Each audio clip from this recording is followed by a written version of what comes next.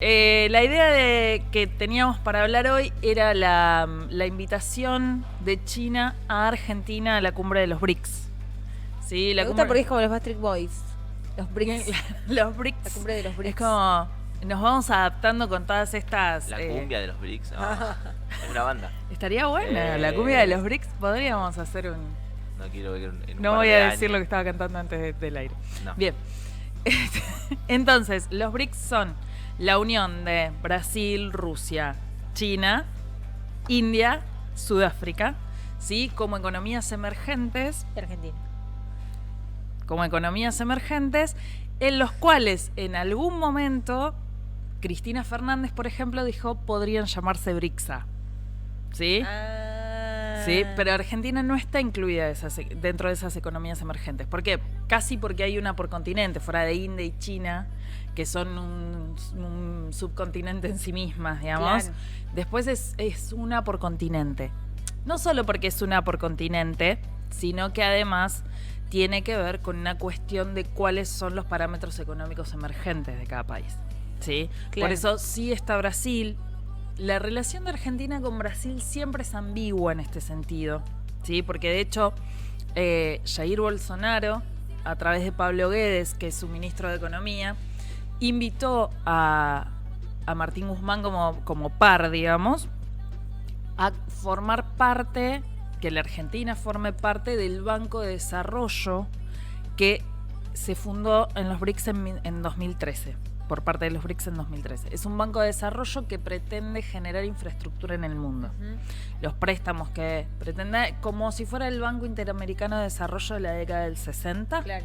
¿sí? Para el desarrollismo, justamente dicho, de la teoría del desarrollismo. Algo así como que es como, a ver si voy entendiendo, pero que Sí. es como un grupo de apoyo de decir, bueno, nos juntamos entre nosotros y nos prestamos entre nosotros también cuando el otro necesita. Bueno, la idea viene un poco desde ahí. De hecho, en 2020 a los países que estaban asociados a este BRICS, entre los cuales se encuentra Argentina. Argentina es una especie de país asociado, todavía no forma parte. Claro. ¿Sí? Pero a esta especie de países cercanos al BRICS se les prestó alrededor de 15.000 millones de dólares entre todos, ¿no? Para sortear las cuestiones que vinieron en la pandemia, ¿sí? Entonces, fue un factor más. A ver, la idea del BRICS es romper un poco la hegemonía de Estados Unidos y el Fondo Monetario Internacional, ¿sí? Esa es un poco la idea del BRICS.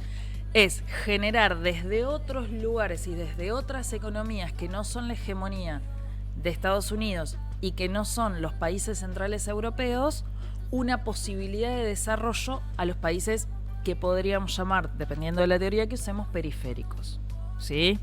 Entonces, nos unimos a esto que vos decías. Hay varios bloques que pueden ser o regionales, o bloques económicos, o bloques, ¿sí? Y se van configurando dependiendo de las necesidades de los países. ¿Cuál es la posición cuando uno se une en estos bloques? Que podamos ser más fuertes para una negociación en la que nos tengamos que parar ante cualquier cuestión, ¿sí? Si yo tengo que negociar ante el Fondo Monetario Internacional, supónganse, entonces me va a ser mucho más fácil si yo tengo un apoyo detrás Respaldo, de claro. otros países, ¿sí? Que pararme solo. Entonces, cuando me paro solo, las posibilidades de negociación ante un centro económico son muchísimo más complejas, porque siempre estoy en desventaja. Además, porque en general los países periféricos, los países que nos hemos construido en algún momento como el modelo agroexportador, que proveíamos materias primas, que en cierta manera seguimos sosteniendo parte de esa economía. Hay otros que la tienen casi un 90%, nosotros tenemos un porcentaje menor de agroexportación, pero seguimos sosteniendo la materia prima como primordial para la exportación.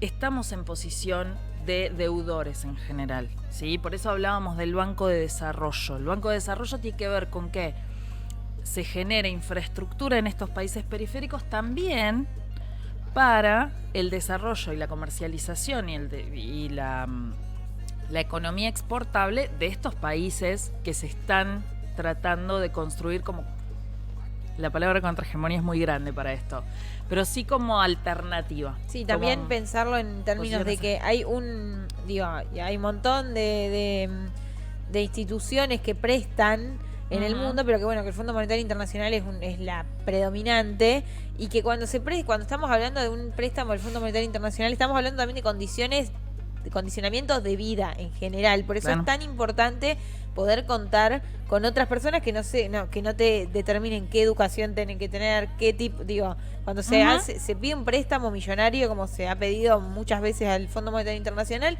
te dicen, bueno, tu educación va a ser esta, Sí, como que se ponen condiciones. Claro, las condiciones vienen dadas por lo que se conoce o se asimila desde el liberalismo, desde el neoliberalismo, como gasto público. Claro. ¿Sí? Para los que creemos en la intervención del Estado, es una inversión que Claro. el Estado hace sobre la población, para que esa población no tenga, ¿sí? Para el liberalismo, el neoliberalismo, donde el individualismo prima, ¿sí? Es un gasto público, y ese gasto público debe ser achicado. Entonces ahí es donde te condicionan las políticas de Estado, ¿sí? En estos días están las primeras revisiones que van a ser virtuales, porque también para no generar una cuestión de marchas en la vía pública y demás, van a ser virtuales las primeras revisiones que va a venir a hacer el Fondo Monetario Internacional posteriores al acuerdo que se hizo hace 2 meses atrás. ¿Sí?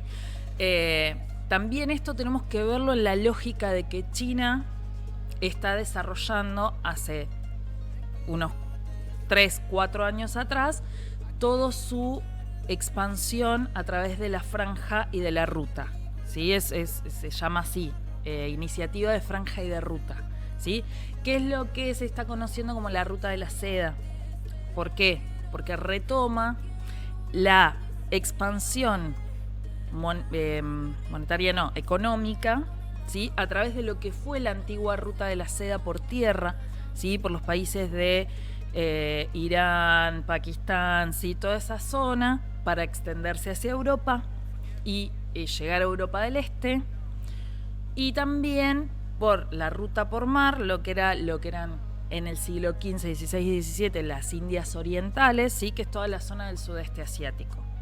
Entonces, a través de esas rutas comerciales, generar otro desarrollo económico alternativo a que se dependa de estos países centrales, ¿sí? En eso está inscrita también Argentina. Obviamente que no forma parte de esa ruta, sino que de una ruta nueva que se generaría a través del Pacífico.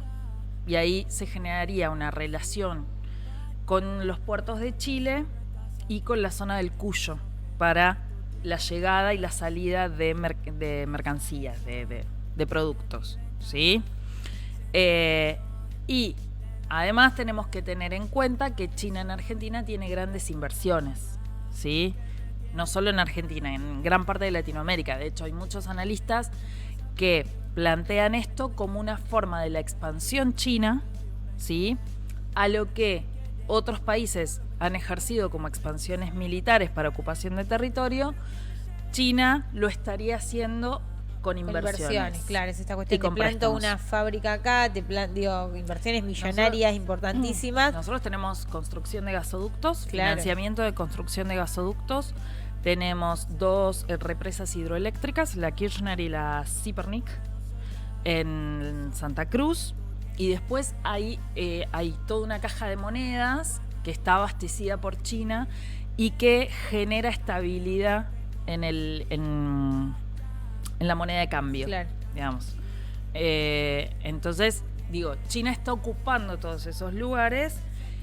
Y desde un lugar benévolo, porque no es lo mismo que decir, bueno, te meto una ocupación militar, no, es de un lugar de... te estoy Hay alguna que prestando. otra base militar. Ni hablar, pero bueno, lo que se ve en pantalla es que hay una inversión para un gasoducto, como...